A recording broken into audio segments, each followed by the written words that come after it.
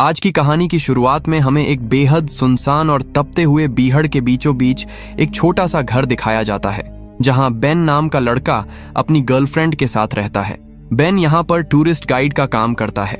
दरअसल यह एक छोटा सा टाउन है जहां पर दूर दूर से लोग घूमने आते हैं और बेन उन्हें इस पूरे खतरनाक बीहड़ को दिखाता है।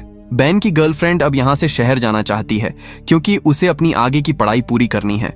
वह बेन को अपने साथ शहर चलने के लिए कहती है, लेकिन बेन साफ मना कर देता है क्योंकि बेन को यहाँ पर इस शांत जगह पर रहना अच्छा लगता है और उसका काम भी यहीं पर है।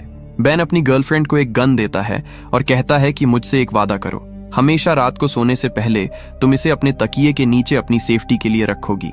वह मुस्कुराते हुए कहती है कि हाँ, मैं बिल्कुल ऐसा ही करूंगी, और इसके बाद वह वहां से शहर के लिए चली जाती है। उसके जाने के बाद बेन को इस अकेलेपन में उसकी बहुत ज्यादा याद आती है। अब बेन को पास ही के टाउन से शेरिफ अपने पास बुलाता है और कहता है कि मेडिक नाम का एक बहुत बड़ा और अमीर बिजनेसमैन जो कि लॉस एंजलिस में रहता है, वह यहाँ पर आया है और उसे एक बेहतरीन टूरिस्ट गाइड की जरूरत है। दरअसल वह इस डेजर्ट में डेजर्ट हॉर्न शीप का शिकार करना चाहता है, जिसे ढूंढ पाना और उसका शिकार करना बहुत ही मुश्किल काम है। इसीलिए अब वो बेन को हायर करना चाहता है, जिसके बदले वो बेन को एक दिन के $8,000 देगा। बेन के लिए यह कीमत बहुत बड़ी होती है क्योंकि इतने पैसे आज तक उसे किसी ने एक साथ नहीं दिए थे। इसीलिए बेन बिना ज्यादा सोचे उसके साथ चलने के लिए मान जाता है। बेन जब उसके साथ बाहर आता है तो वह देखता है कि उसके पास सारे लोग शिकार करने के लिए आते हैं। यहाँ पर शिकार करना लीगल है, लेकिन यह नियम सिर्फ उन लोगों के लिए है जिनके पास लाइसेंस वाली गन है। अब ये दोनों बीहड़ के उस खतरनाक हिस्से में पहुंच जाते हैं जहां पर इन्हें शिकार करना है, पर अब तक सूरज पूरी तरह ढल चुका है और रात हो चुकी है। ये एक जगह आग जलाते हैं जहां पर वे आराम से एक दूसरे से बात करते हैं। बेन उसे अपनी गर्लफ्रेंड के बारे में बताता है जो कि अब सिटी मूव हो चुकी है। साथ ही वह अपने माता पिता के बारे में बताता है और कहता है कि बचपन में एक बार हम इसी बीहड़ में फंस गए थे। दरअसल मेरे पिता की गाड़ी अचानक खराब हो गई थी। हम कई दिनों तक वहां फंसे मदद का इंतजार करते रहे, लेकिन कोई भी मदद के लिए नहीं आया। उस झुलसाती धूप में मेरी मॉम ने अपनी लिपस्टिक मेरे चेहरे पर बार बार लगाई, जिस वजह से मैं उस खतरनाक हीट से बच गया, पर पानी की कमी से वह दोनों नहीं बच पाए और मेरी आंखों के सामने तड़प तड़प कर मर गए। यह दर्दनाक किस्सा कहते कहते बेन बहुत इमोशनल हो जाता है। इसके बाद ये दोनों के दोनों वहीं पर सो जाते हैं। अगली सुबह सूरज निकलते ही ये दोनों शिकार करने के लिए निकलते हैं, जहां पर रास्ते में मेडिक एक जगह बेवजह गोलियां चलाना शुरू कर देता है, जिससे बेन समझ जाता है कि इसे शिकार करने का कोई भी तजुर्बा नहीं है। वह गुस्से में पूछता है कि तुम्हें लाइसेंस किसने दिया। वह बड़े घमंड से बताता है कि मेरे पास लाइसेंस नहीं है, मेरे पास बहुत पैसा है, इसीलिए मुझे किसी लाइसेंस की कोई जरूरत नहीं है। बेन उसे समझाता है कि बिना लाइसेंस वाली गन से यहाँ पर शिकार करना पूरी तरह से गैर कानूनी है, लेकिन इससे पहले कि बेन कुछ और बोलता, मेडिक उसे बहुत सारे पैसे निकाल कर देता है, जिससे बेन का मुंह बंद हो जाता है और वह चुपचाप आगे बढ़ने लगता है। अब ये दोनों के दोनों एक ऊंची चट्टान की चोटी पर जाते हैं, जहां से बेन अपनी दूरबीन से शिकार को ढूंढ रहा होता है। बहुत देर तक उसे कोई भी शिकार नहीं दिखता। साथ ही मेडिक उसे बार बार बेवकूफों की तरह डिस्टर्ब कर रहा होता है, और तभी अचानक मेडिक एक तरफ अपनी गन से गोली चला देता है। हालांकि बेन ने उसे वहां गोली चलाने के लिए बिल्कुल नहीं कहा था। ये दोनों उस तरफ भाग कर जाते हैं और देखते हैं कि वहां पर इसी टाउन के एक बूढ़े आदमी को, जो यहाँ बीहड़ में मिनरल्स की खोज करता था, उसे गोली लग चुकी है और वह खून से लथपथ पड़ा है। बेन इस बूढ़े आदमी को बहुत अच्छे से जानता था और अब बेन तुरंत उसकी मदद करना चाहता है। इसीलिए वो फर्स्ट एड के लिए गाड़ी के पास भाग कर जाता है। वहीं हमें मेडिक को दिखाया जाता है, जो यह सब देखकर बहुत डर जाता है। उसे समझ में आ चुका है कि उसने एक बहुत बड़ा जुर्म किया है, इसीलिए वह तुरंत अपने साथी को कॉल करता है और सब कुछ बता देता है और कहता है कि मैं शायद अब बहुत बुरी तरह फंस गया हूँ। उसका साथी उसे सलाह देता है कि तुम उस आदमी को एक और गोली मार दो, लेकिन अपनी गन से नहीं, बल्कि बेन की गन से। और इसके बाद मेडिक बिल्कुल ऐसा ही करता है। गन की तेज आवाज सुनकर बेन वापस भाग कर आता है और देखता है कि उस बूढ़े आदमी के शरीर में अब 2 गोलियां हैं। वो मेडिक से चिल्लाकर पूछता है कि तुमने ऐसा क्यों किया। मेडिक बड़ी चालाकी से कहता है कि ये मैंने नहीं किया, बल्कि तुमने किया है। एक गोली तुमने चलाई और एक गोली मैंने, यानी कि इसकी मौत के जिम्मेदार हम दोनों हैं। बेन समझ जाता है कि मेडिक ने ऐसा सिर्फ अपने आप को बचाने के लिए और बेन को फंसाने के लिए किया है। और इसके बाद मेडिक उसे लालच देते हुए कहता है कि अगर तुम इस बारे में किसी को कुछ नहीं बताओगे तो मैं तुम्हें हर साल के 3 लाख दूंगा। साथ ही यूनिवर्सिटी में तुम्हारा एडमिशन भी करवा दूंगा, जिसके बाद तुम शहर में आराम से अपनी गर्लफ्रेंड के साथ रह सकते हो। पैसों और अपने फ्यूचर के बारे में सोचकर बेन उसकी बात मान जाता है, जिसके बाद ये दोनों के दोनों उस बूढ़े आदमी को वहीं रेत में दफना देते हैं, उसकी शांति के लिए प्रार्थना करते हैं और अपनी गाड़ी के पास वापस आ जाते हैं। वहां पर मेडिक पानी को वेस्ट कर रहा होता है और आराम से अपना मुंह धो रहा होता है। ये बात बेन को बिल्कुल अच्छी नहीं लगती, क्योंकि इस सूखे बीहड़ में पानी मिलना बहुत ही मुश्किल है। बेन चुपके से गाड़ी के पास आ जाता है जहां पर उसका बैग रखा हुआ है। उसके पास एक छोटा सा गैजेट है जिससे वह इमरजेंसी मैसेज भेज सकता है। इससे पहले कि वह शेरिफ को मैसेज भेजता, यहाँ पर मेडिक उसे पीछे से देख लेता है और तुरंत गन पॉइंट पर ले लेता है। मेडिक गुस्से में कहता है कि तुम्हारे और मेरे बीच में एक करार हुआ था जिसके मुताबिक तुम इस बारे में किसी को कुछ नहीं बताओगे, लेकिन तुमने धोखा देकर उस करार को तोड़ दिया। जिसके बाद वह उसके गैजेट को पैरों तले कुचलकर तोड़ देता है, साथ ही गन तान कर कहता है कि तुम अपने सारे कपड़े उतारो। बेन को अपनी जान बचाने के लिए उसकी बात माननी पड़ती है। मेडिक उसके कपड़े और जूते उतरवा देता है और कहता है कि अब तुम इसी तरह से नंगे पैर अपने घर जाओ। बेन को उसकी बात माननी पड़ती है और अब वह उस तपते हुए बीहड़ में चलना शुरू कर देता है। मेडिक को अच्छे से पता है कि बेन इस तरह से घर कभी नहीं पहुंच सकता, बल्कि इस भयानक गर्मी और प्यास से उसकी मौत हो जाएगी।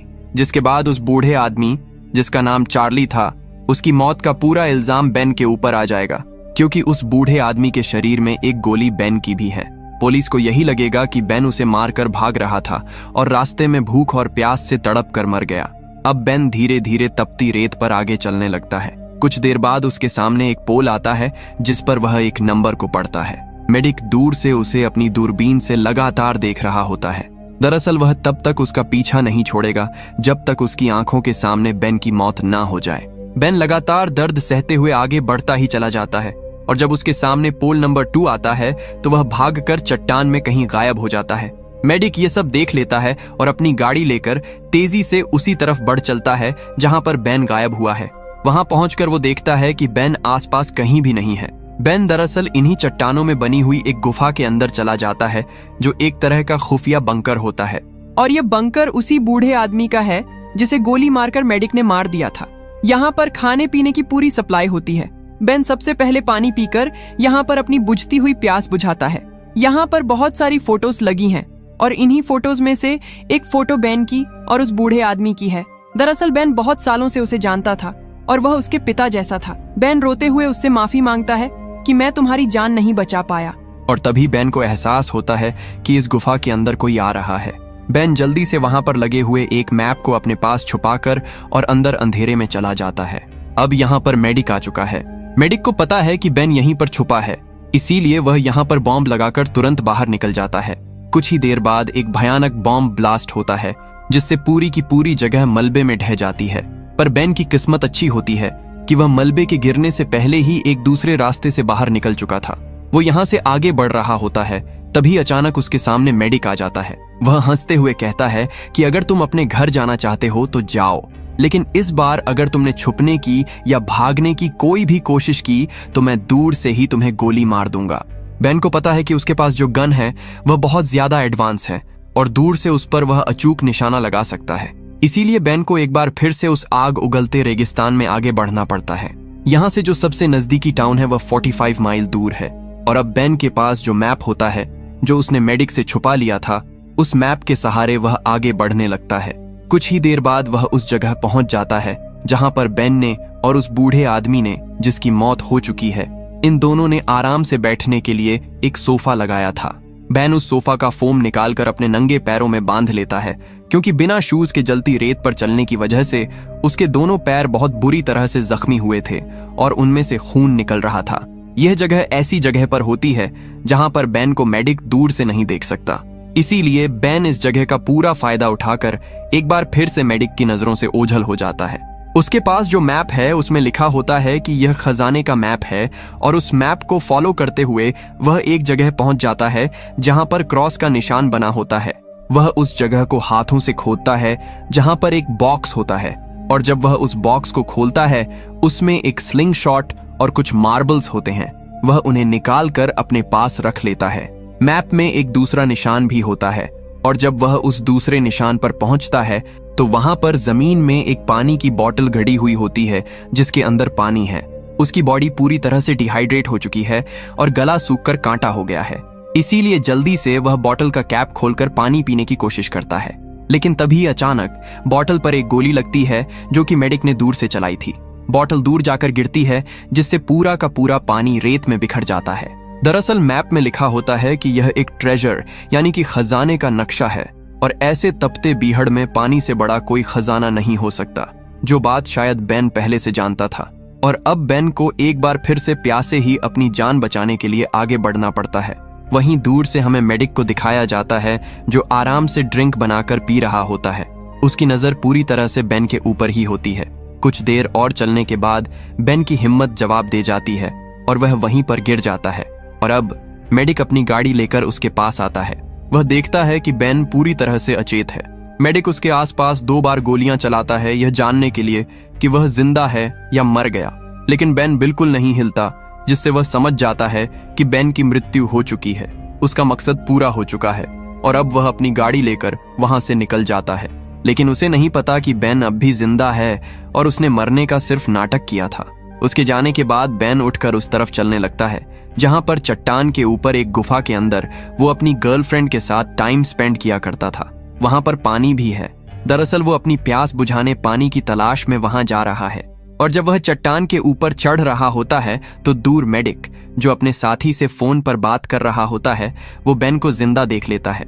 और अब उसे बेन पर बहुत भयंकर गुस्सा आता है और वह बेन पर ताबड़तोड़ गोलियां चलाता है। लेकिन बेन किसी तरह से अपनी जान बचाकर और उसकी गोलियों से बचकर उस गुफा के अंदर पहुंच जाता है जहां पर पानी होना चाहिए। लेकिन बदकिस्मती से यहाँ पर पानी नहीं होता, इसीलिए बेन को बहुत गुस्सा आता है। वहीं मेडिक बाहर से चिल्ला चिल्ला कर कहता है कि सरेंडर कर दो, तुम्हें मुझसे कोई नहीं बचा सकता। लेकिन बेन अब रात होने का इंतजार करता है ताकि रात के अंधेरे में वहां से निकल सके। रात हो जाती है और मेडिक ने अपनी गाड़ी की लाइट्स उस तरफ जला रखी होती है जिस गुफा के अंदर बेन है। बेन चुपके से दूसरे रास्ते से बाहर आता है।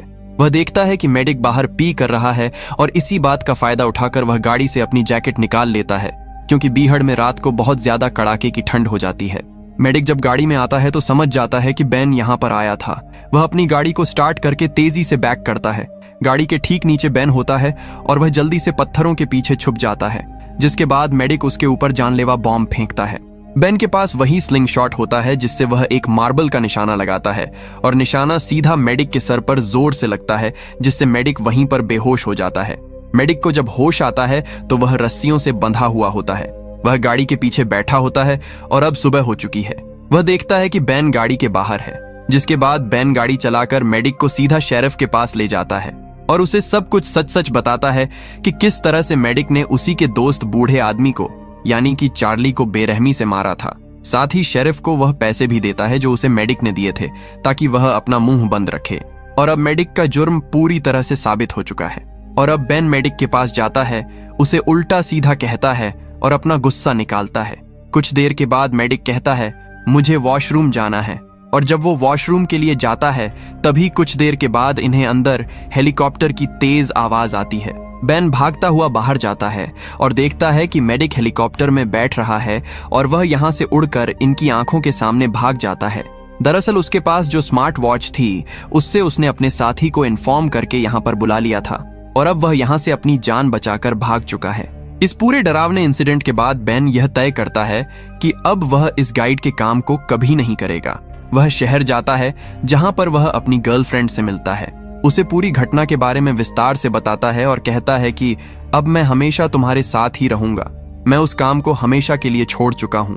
और एक रात को जब वह अपनी गर्लफ्रेंड के साथ आराम से सो रहा होता है तभी उसे भयानक सपना आता है कि मेडिक उसके सामने है, उसके हाथ में गन है और वह उसे शूट करने वाला है। घबराहट में उसकी नींद खुल जाती है। वह देखता है कि उसके सामने कोई नहीं होता, पर जैसे ही वह एक बार फिर से अपनी आंखें बंद करता है मेडिक की असलियत में आवाज आती है। मेडिक सच में वहां पर खड़ा होता है, उसके हाथ में गन होती है। मेडिक हंसते हुए कहता है कि पिछली बार तुम बच गए थे लेकिन अब तुम्हें मुझसे कोई नहीं बचा सकता, और वो उसे शूट करने वाला होता है कि तभी बेन की गर्लफ्रेंड उसे पीछे से शूट कर देती है। दरअसल बेन ने जो उसे गन दी थी वह हमेशा अपने तकिए के नीचे रखकर सोती थी और उसी गन से वह फुर्ती से उसे गोली मार देती है, जिसके बाद बेन भी अपनी गन से गोली चलाता है और मेडिक की वहीं पर मृत्यु हो जाती है। और इस तरह से मेडिक की जिंदगी का हमेशा के लिए खात्मा हो जाता है। और इसी के साथ हमारी आज की यह स्टोरी यहीं पर खत्म हो जाती है। तो दोस्तों, आपको यह स्टोरी कैसी लगी हमें कमेंट करके जरूर बताना और इसी तरह की कहानियों के लिए हमारे चैनल को सब्सक्राइब जरूर कर लेना।